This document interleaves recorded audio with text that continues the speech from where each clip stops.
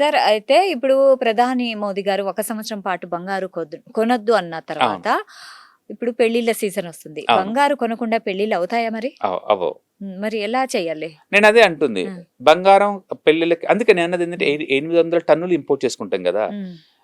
కనీసం మోడీ సలహా ఏంటి అన్నెసెసరీలీ బయింగ్ గోల్డ్ పోస్ట్‌పోన్ చేసుకున్నా ఒక హుహు. 20% మెంబర్స్ హ్మ్. అంటే ప్రెజర్ అంత ఉండదు గదా! హ్మ్. రూపీ మీద అంత ఎక్కువ ప్రెజర్ ఉండదు గదా! మన పాయింట్ ఆఫ్ టైమ్‌లో మనం గోల్డ్ కొంటున్నాం అనుకుంటున్నాం. రూపాయల్లో ఇస్తున్నాం అనుకుంటున్నాం గదా!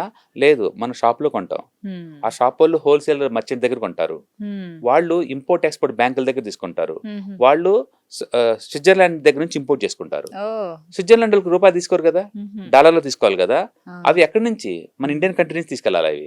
ఓకే. ఇంత చైన్ ఉంది. ఇంత చైన్ ఉంది దాని వెనక. హ్మ్. ఇప్పుడు గోల్డ్ రేట్ పెరిగిన దాని మీద హ్మ్. డాలర్‌లో పే చేయాలంటే డాలర్ రేట్ పెరుగుతుంది, గోల్డ్ రేట్ పెరుగుతుంది. 2 పెరుగుతున్నాయి గదా! పెరుగుతున్నాయి. వాటన్నిటికి రూపాయలు ఎక్కువ పోతుంది కదా బయటికి. హ్మ్. రూపాయి ఎక్కువ పోవటం వల్ల అది వీక్ అవుతుంది. వీక్ అవుతుంది. అది వీక్ అవుతుంది. అందుకని హ్మ్. మనం రూపీ వీక్‌కి ఎవరు కారణం అంటే నీ బంగారం పిచ్చి వల్లే కదా కొంత. హ్మ్. అంత కాదు కొంత. అవును.